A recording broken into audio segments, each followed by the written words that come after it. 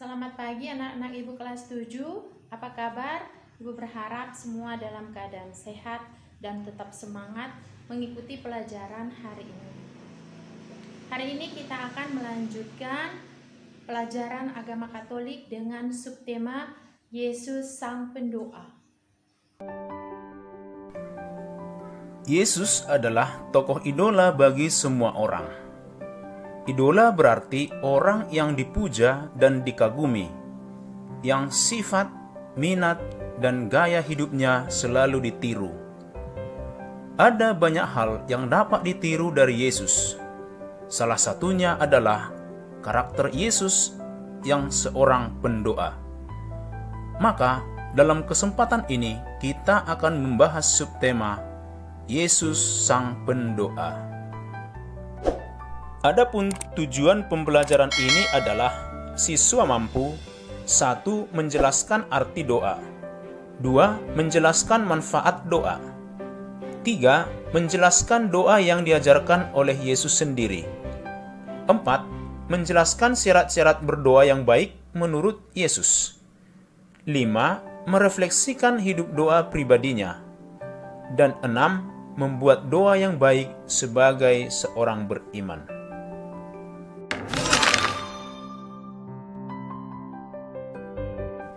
Doa merupakan kebutuhan pokok bagi orang beriman. Beriman tanpa berdoa bagaikan hidup tanpa bernafas. Mustahil orang beriman kepada Tuhan jika tidak mempunyai hidup doa yang baik. Tuhan hanya mungkin ditemui dan dipahami dengan benar dalam suasana doa yang tulus dan keheningan batin. Pastinya kamu pernah berdoa, kan? Apakah artinya berdoa? Apa pula manfaat berdoa? Amatilah suasana doa dalam gambar berikut ini. Tentukan judul yang sesuai untuk setiap gambar. Lalu, uraikan secara singkat suasana yang diceritakan gambar tersebut. Misalnya, gambar pertama, judul yang cocok, berdoa mau tidur. Suasana yang diceritakan pada gambar, seorang anak berdoa pada malam hari. Sepertinya ia hendak tidur. Tangannya terkatup erat, matanya pejam rapat, dan suasananya sungguh hening. Dia tampak seperti memasrahkan diri di hadapan sang pemilik malam, yakni Allah. Lanjutkanlah dengan membuat uraian terhadap gambar kedua dan ketiga setelah memberikan terlebih dahulu judul untuk setiap gambar. Berdasarkan pengalaman berdoa seperti pada gambar tadi dan suasana yang dilukiskannya, maka arti doa bagi saya adalah sarana komunikasi dengan Allah. Berdoa berarti berbicara dengan Tuhan, baik dilakukan sendiri maupun bersama-sama dengan orang lain. Dengan berdoa, saya dapat berbicara dengan Tuhan, menceritakan pengalaman saya, mencurahkan isi hati saya, dan mendengarkan suara Tuhan dalam kaitannya dengan peristiwa-peristiwa dalam hidup saya. Lalu, manfaat berdoa bagi saya adalah saya dekat dengan Allah. Saya menjadi manusia yang selalu positif dalam menjalani hidup. Saya punya semangat hidup yang kuat. Saya dapat menyelesaikan masalah atau persoalan hidup saya. Saya menjadi pribadi yang rendah hati. Saya menjadi orang yang mampu bersyukur dalam hidup. Dan saya mampu memaafkan sesama saya. Nah, bagaimana manfaat doa bagi kamu sendiri?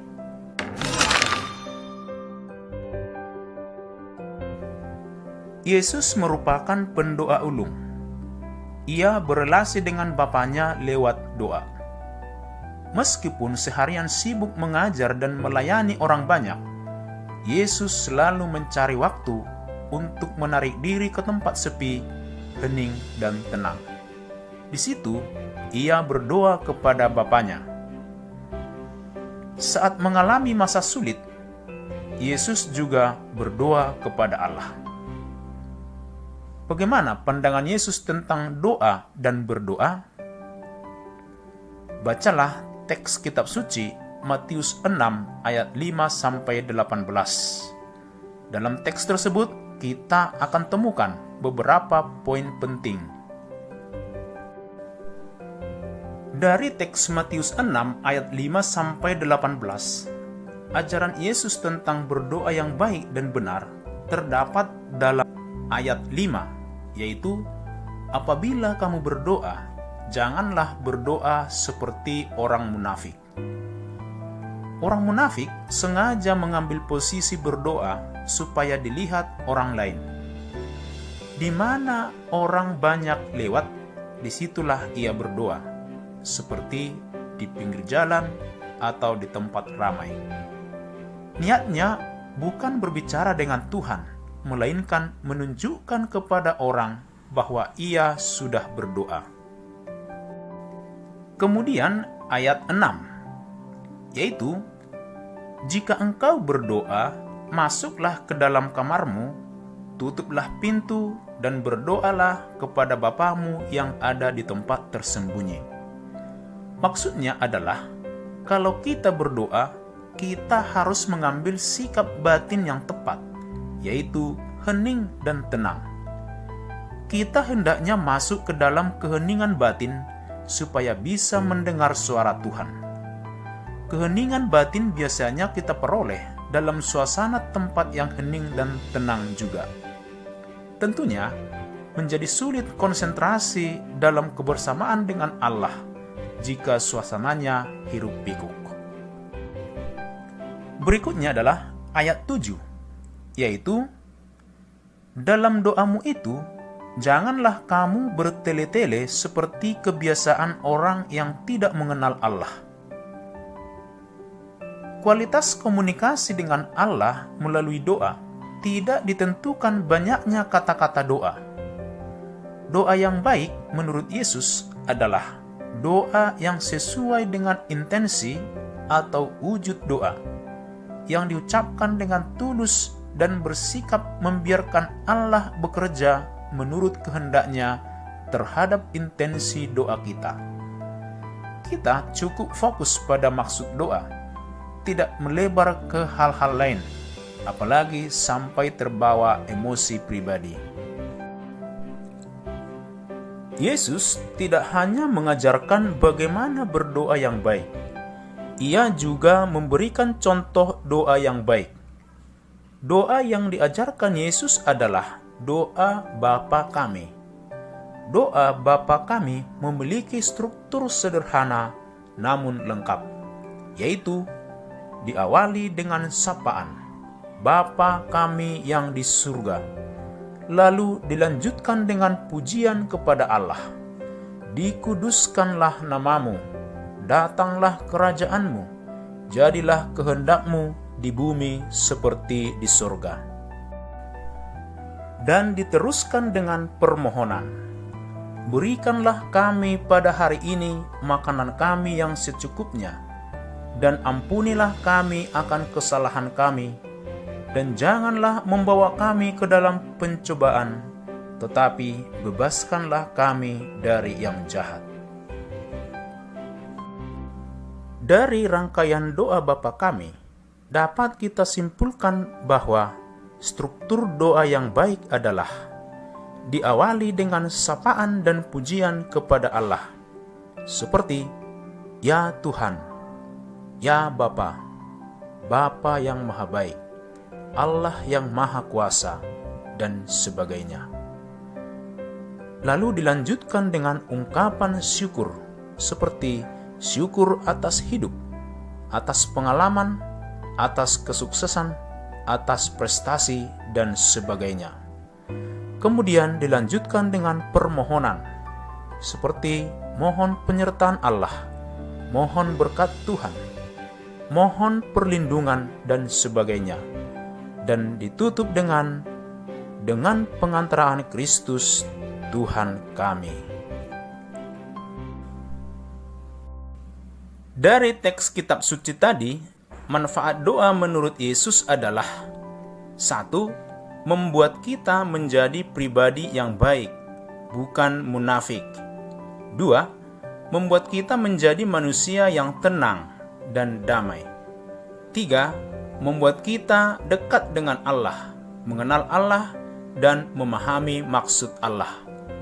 4. Membuat kita menjadi pribadi yang rendah hati saat memohon yang baik dari Tuhan.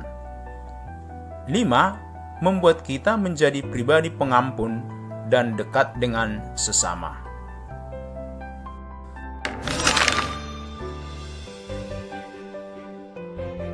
Seperti Yesus, kita pun hendaknya menjadi pendoa. Kita budayakan hidup doa. Doa kita jadikan sebagai santapan harian sampai kita merasa tidak enak beraktivitas jika belum berdoa. Apakah kamu sudah memiliki hidup doa yang baik? Nah, kerjakanlah refleksi berikut dengan jujur dan apa adanya, dengan memberikan skor 4 jika selalu, 3 jika sering, 2 jika jarang, dan 1 jika tidak pernah, sesuai dengan pengalamanmu sendiri. Berdoa yang baik adalah berdoa yang dilakukan dengan niat yang tulus, hati yang bersih, tidak munafik, dan bukan bertele-tele seperti orang yang tidak mengenal Allah, melainkan diungkapkan dengan jelas, sederhana, dan sesuai dengan wujud atau maksud doa. Tentu saja doa yang baik mengikuti unsur-unsur doa, yaitu pujian, syukur, dan permohonan.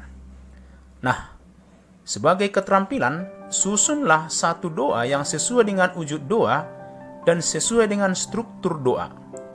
Pilihlah salah satu intensi doa di bawah ini, yaitu doa bangun pagi, doa memulai pelajaran, doa malam mau tidur, doa mengakhiri pelajaran, doa ulang tahun, doa makan, atau doa mengadakan perjalanan. Demikianlah pembahasan kita tentang topik Yesus Sang Pendoa. Marilah kita meneladani Yesus yang menjadikan doa sebagai menu wajib dalam hidup sehari-hari. Terima kasih.